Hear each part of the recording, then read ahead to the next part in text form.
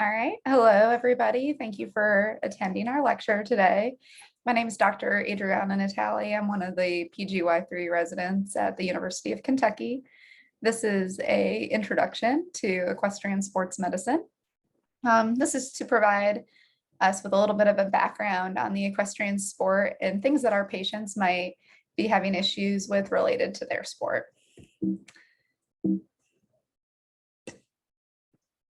I do not have any disclosures. Now, our objectives for today's lecture are to understand the background of the equestrian sports medicine field, to be able to understand and describe the injury patterns that we may notice in the equestrian population, and to understand our current preventative measures that exist within the sport. Now, a little bit of a background on this. I was originally inspired to start putting together educational materials for providers as it pertains to the equestrian population, because we were noticing in our clinics, equestrian patients, people who participate in that sport, having a series of misdiagnoses and having to go through multiple providers. That was usually remedied very quickly after having a very sport-specific history and having a little bit of a deeper understanding of the biomechanics of the sport that they were participating in and where their issues were coming from. So I wanted to provide some educational material to providers with a little bit of a background on the sport. Myself, I grew up riding horses and training with a rescue group, so I have a pretty long amount of experience working within the equestrian field prior to going into medicine. Now, there are an estimated 30 million athletes who participate in the equestrian sport on an annual basis in the United States. This number comes from the CDC. They don't differentiate whether or not this might be somebody who rides one time during the year or rides on a regular basis. But I was able to find some numbers that estimated about 1 in 64 Americans will come into contact with horses on a monthly basis. Now, the horse itself creates a little bit of a complication when it comes to having any injuries. They can weigh on average about 1,000 pounds. Bigger animals are going to weigh a little bit more. Now they can travel at speeds up to 40 miles an hour and can deliver a force of 1,000 newtons with a single kick. And we'll discuss a little bit more in depth just the biomechanics of the seating position that the athlete may be sitting in, which may cause chronic strain patterns or really start to emphasize areas where we've had injuries before. Now, for the purpose of this lecture, I'd really like to break our disciplines down into two very broad, overreaching categories. Now, this will be between our English and our Western riders. Equestrians may also participate in karting or driving events, which is what you may see at a standardbred race where we have a driving device hooked up behind the horse. But for the purpose of simplicity for the lecture, we'll cover just English and Western riding. English riders is where you'll see our cross-country jumpers, our show jumpers, our endurance racing, and our dressage riders, mostly what you would see in the Olympics. Our Western riders are going to be more of our rodeo riders. That'll be our people who are barrel racing, cattle herding, or participating in cattle work. Majority of our trail riders will probably be from the Western discipline as well. Our English discipline generally incorporates elements of how horses were trained in the military, where they needed to be light on their feet and jumping. And our Western discipline had more American ranching roots. So our competitions that you'll see with the Western riders are going to really replicate the skills that were useful in the ranching lifestyle. Things like roping a cow, herding cattle, or barrel racing. Now, our biomechanics that you will see our athletes in. I have my English rider up here on the top, and I have my Western rider down here on the bottom. On average, with both riders, our head position will be an average 9 feet above the ground when we're on the horse. Now, our reining position, which pertains to this strap that connects the bridle to the rider's hands. We have two different reining positions. We will have our direct reining position, which is where we use both hands on the reins, and our indirect, where we'll use one hand on the reins. In general, our hands will be about 12 to 18 inches anterior to our pelvis when we're riding. So this will put our elbow in a flexed position and oftentimes our shoulder in a forward flexed position. Our English riders will be predominantly direct reiners, and our Western riders are going to be the ones who use the indirect reining most often. Now, that doesn't mean that our Western riders are not going to direct rein ever. It really tends to depend on rider preference.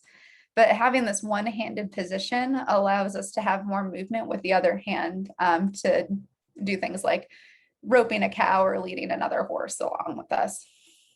Now our seat and leg position, as we can see up here with our English rider, our hip will be in a flexed position, and we'll have a little bit of external rotation at the hips as we're sitting on the horse. Our knee is going to be sitting here in a flexed position, and our ankle will be in a dorsiflexed position. Our riders who are participating mostly in jumping and more English disciplines tend to have a shorter stirrup length, which is where our legs are in this position. Our riders who may, now this doesn't always pertain to our dressage riders who may have a little bit of a longer stirrup length, but this is just something that us as providers should be aware of.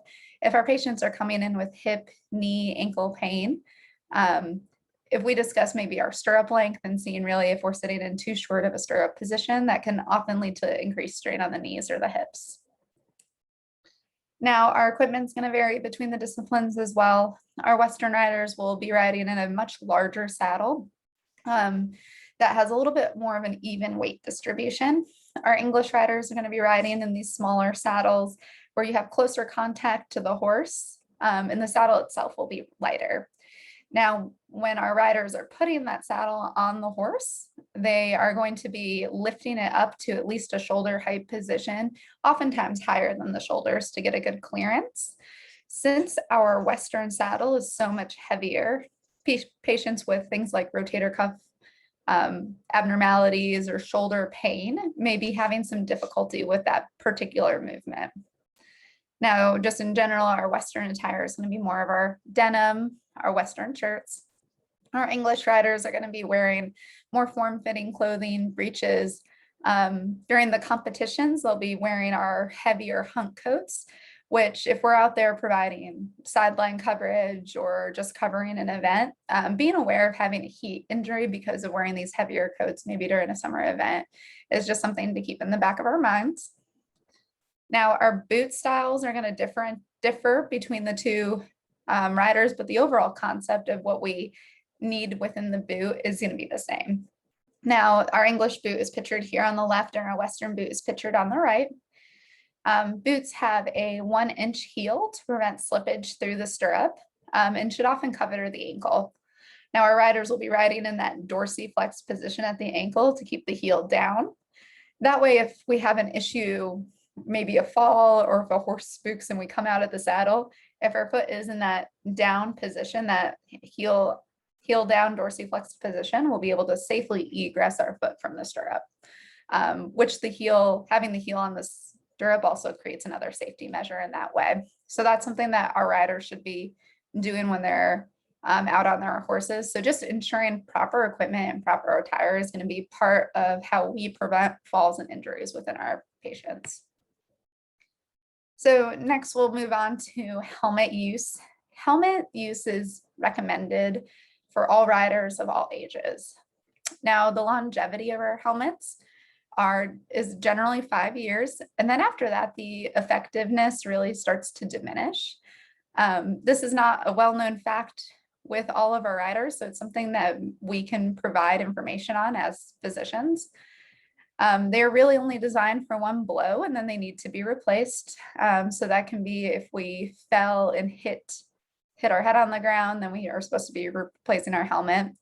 There is a governing body, the ASTM and the SEI, which are going to certify our helmets. The criteria for certification within these bodies is based on linear acceleration. So they're going to be our overall governing body that should be really certifying the helmets that we use. Helmets that are not certified by these groups just may not be as effective in protecting us from severe injury. Of course, as always, having proper helmet fit is important. There have been a number of surveys that I've been going through in the literature, and we have a pretty big range of the amount of riders who are really reporting regular helmet use. I've seen numbers anywhere between 15 and 25% of people who have answered surveys that say that they do not use helmets and do not plan to use helmets. This is often due to either not liking the fit of the helmet, thinking that they're too hot, or just not liking the style of having the helmet on. So this is an area that we may be able to improve on. Now it is important for our riders to be aware of that while helmets are believed to reduce the severity of our injuries as far as traumatic brain injury goes, they do not decrease the frequency of injury. So just like our football players, we are prone to concussion even if we are wearing our helmets. Laws for helmet use do vary by state. Some states don't have laws for helmet use. Some have it cut off at a specific age. So I just have two examples down here. In the state of New York, the age is 14 and under for being required to wear a helmet. In Florida, the age is 16 and under. Now, where you'll see those rules primarily enforced is going to be within barns that may be doing lessons or within competition arenas. Next is safety vests. The purpose of the safety vest is really to protect the torso and internal organs after having a big blunt force trauma. We see these used pretty limited to cross-country jumping and rodeo riding. Now, our people who are participating in the rodeos who are wearing these vests are going to be people who are primarily participating in the bronc busting or the bull riding events. Our ropers, our barrel racers are not going to be wearing these. The evidence and data that's been collected on safety vest use and the efficacy of the safety vests is pretty limited at this time. And our majority of our safety vests are not going to have neck support. So we still do leave the C-spine prone to injury even with the vests on. Now, when we come to our mechanism of injury, I think when I have been working with most providers, the general consensus when we hear somebody was hurt in a horse-related accident is that we think of a fall. And while falls do account for the vast majority of injury, they do not encompass all the injuries that are possible with working with horses. The numbers that I've seen have varied, but it seems that the general average that I've found within the literature has been falls account for about 70% of injury, while ground handling accounts for the remaining 30%. Being kicked or knocked over by the horse is the vast majority of injuries that we're going to have while on the ground, but people may also be trampled, stepped on, or bitten. Most injuries are going to occur during a non-schooling timing. So this is going to be when we're during a schooling timing, excuse me. This is maybe when we're in a non-competition circuit. So when we're at our own barn or practicing maybe skills that we are not fluent in, or when we're trying, maybe we're rushed while we're at the barn, where head's not all the way there, sometimes we're distracted. That's when we see the vast majority of injury. So that's just something to be aware of, that we may have all the medical teams available at competitions, but really the vast majority of our injuries are happening in a non-competition circuit. Now, I have a pretty long slide here on gait, and I do have some videos to go along just to provide some examples of how the horse is going to be moving. The reason I put this in was a lot of my patients who have come into the clinic who maybe have low back or SI joint pain have really described to me when they're riding their horse specific gaits that the horse moves in that they are not able to tolerate. And this is generally how I've seen my equestrian athletes present, saying, I've started to have pain in my low back, and I only notice it when my horse is trotting or jogging. Now I just have the trot and jog terminology here because it does differ among the English and Western disciplines. Our walk is going to be relatively easy for us all to understand. That's our 4-beat symmetric slow gait. And our riders are generally really not going to have issues with sitting through this. Now, our trot or our jog, our English riders will call it a trot, our Western riders will call it a jog. This is a 2-beat symmetric gait. It's a little bit faster than the walk, but it's not smooth. So this is generally when I see people who maybe have low back pain or SI joint pain really start to have issues when they're trying to stay seated on the horse. The next gait that we have is our canter or our lope, which is this 3-beat asymmetric gait that's a little bit faster than the walk and the trot, and it's a little bit smoother. So sometimes my riders will come in and they'll say, I'll get on my horse, I can tolerate walking, but I have to go right to a canter or a lope because I just cannot stand to sit through the trot. And then our gallop is going to be our 4-beat asymmetric gait. That's what you're going to see your thoroughbreds doing in the racing circuits. And I have as a caveat down here at the bottom, there's a broad category of other gaits, colloquially termed gating, which may include your foxtrot or your pace. These tend to be 4-beat gaits that are asymmetric and vary among the disciplines. But they're going to be unique to specific horses, specific breeds of horses. So some people, as they start to age, may want to transition from a competition circuit to something a little bit more recreational and want to focus on trail riding.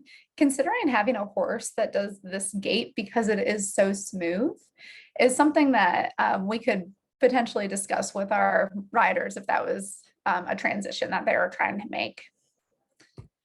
Now I have my lovely video here just kind of showing the walk that we have. So this is just our 4-beat symmetrical slow gait where each hoof is going to hit the ground at a separate interval. And it's much slower. This will become important when we discuss our return to riding protocols. Next is our trot or our jog. This is going to be the 2-beat gait. That's a little bit harder for our riders to sit through.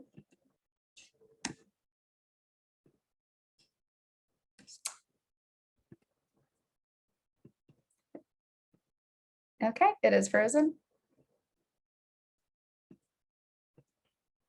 There we go. So that's where we've just got our 2 beats. And as you can see, even with this animation, the horse is kind of moving up and down in a vertical position, which can be a little bit harder. Some riders will do more of a posting position where they rise out of the saddle, which is going to engage our hip and our knee range of motion to really do that type of movement. Now our canter or our lope is that 3-beat more smooth gait. So it just looks like this. So when we have a 3-beat gait, we may have 1 to 2 feet on the ground at a time. Finally, we have our gallop, which is going to be what we see in the racing industry where our horses are moving at top speeds. This one's going to be a little bit smoother to sit through, but our horse is moving at top speed once we're at the gallop. So the level of control that the rider is in when the horse is moving at that speed is very important when it comes to preventing injury. All right. Now moving on to our injury patterns. Our novice riders are going to be at a greater incidence of injury, but usually their injury patterns are less severe.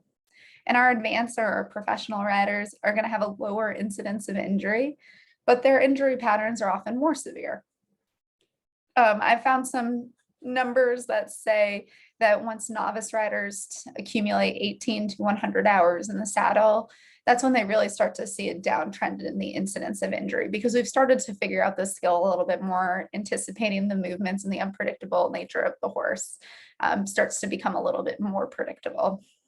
Now, our advanced and our professional riders, I don't have a specific delineation for when somebody becomes an advanced or professional rider to add into this PowerPoint. But these riders are going to be riding at much higher speeds. They're going to be undergoing more technical events and are often schooling on less experienced horses. So when they do fall, their falls tend to be a little bit bigger, just because we're moving at higher speeds, we're jumping over higher obstacles, and we're challenging ourselves a little bit more. Our orthopedic injuries are going to be our overall most common injuries. The predominance of orthopedic injuries tend to be upper extremity fractures. As I'm sure you can imagine, once you fall off the horse, often you're going to fall into that foosh, that forward outstretched hand position. So we're going to see a lot more injuries in the upper extremity. And they're more common amongst novice riders because we're having more falls. We may be moving at slower speeds, but we're still in that elevated position being up on the horse.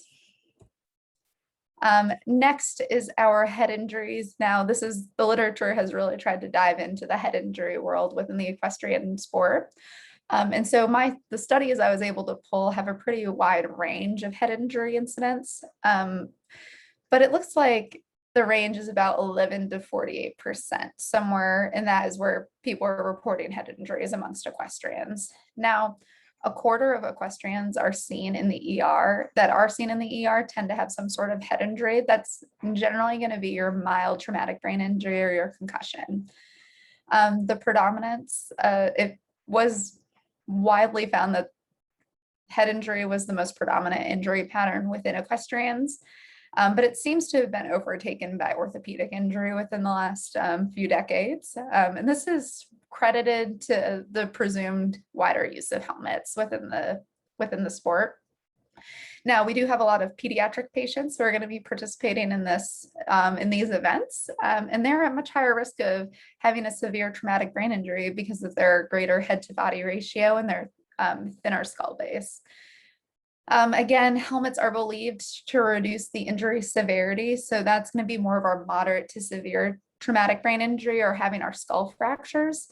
But overall, the incidence of TBI is about the same because we still have that concussive risk even when wearing helmets. Some studies that I've found have attributed concussions to represent about 20% of horseback riding related injuries. Next, I have a broad slide on spinal injury. It's actually thought to be one of the less frequent injury patterns that you see within the population. And when I say spinal injury, what I'm referring to is spinal cord injury, but also maybe fractures that occur within the spine that don't result in spinal cord injury directly. Now, the numbers vary. Somewhere between 2.4 to 14% of equestrian injuries tend to have some sort of spinal component. The lumbar spine and the thoracic spine are often the most commonly affected areas. But of course, if we're going to be looking at these cervical spinal cord injuries, we also see more cervical level injuries as well. Now, having a spinal cord injury is relatively uncommon within the equestrian community. With our levels of injury being represented below. Most commonly, we'll have our incomplete tetraplegics after a riding injury. We'll have our complete paraplegics representing about 24%, incomplete paraplegia representing about 19.8%, our complete tetraplegics representing 8.3% of the overall spinal cord injuries. Now, I wasn't able to find any numbers representing the amount of spinal cord injury found within this subset of the spinal injury numbers. So that could be something that would be beneficial within future studies and future research. Now, next, something pretty important that I'd like to just highlight is our our return to riding protocol. It's going to really mimic our return to play protocol that we use with a lot of our soccer players, our football players, just our regular high school athletes. But I do have it broken down to more of an equestrian specific activity. So of course we have to be symptom free for 24 hours before we advance to the next phase, just like how we would do if we had somebody who got a concussion while they were cheerleading. Our light aerobic activity within the equestrian world will be more of our grooming and feeding. So that's brushing the horse and just going out and giving them their grain. Next, we can advance our riders to equine specific exercise, which is going to consist of groundwork, barn work, cleaning stalls, and cardio and balance exercises off the horse. The important definer here with our equine specific exercise is that we're going to be doing things that are getting us ready to get back on the horse, but we are not ready to get back on the horse quite yet. Our light riding is going to be riding for shorter periods, only at a walk. So that's going to be our smooth, slow gait with a concentration on strength and balance exercises and safe horse handling. And we want to only do this on a horse that's very predictable and safe that we know very well. Next is going to be our return to full riding, where we're allowed to ride at all the gaits that were listed above: the walk, trot, canter, gallop. But we are only going to do this in a non-competition environment and in a controlled environment. So even if our athlete only wants to get back out on the trail, we are going to first start with this in maybe more of a closed-in arena, so that if something did happen, we're in a controlled environment where we can handle a fall or a complication within the ride. And then once we're symptom-free for 24 hours, then we can return to full competition after that. I just had a little bit of a slide, since this is a PM&R specific lecture, just to highlight some adaptive riding that's available within the field. This is a picture of a rider that I follow pretty regularly on social media, and she's very open about her story. She has a spinal cord injury from a car accident, but had a lot of horse experience before her spinal cord injury, and competed in the barrel racing world, so the rodeo world. What you can see here, it was kind of hard for me to find a picture, but so she has a seating cushion in that saddle, like what you would find in the wheelchair. So I think she used a pretty similar cushion style to what she uses in her manual wheelchair. She has a seat belt here that is really keeping her buckled into the saddle, because we don't have that leg control that we normally would have, that we would normally use to really keep us in the saddle. And then she strapped herself in here, and we've got some rubber bands here.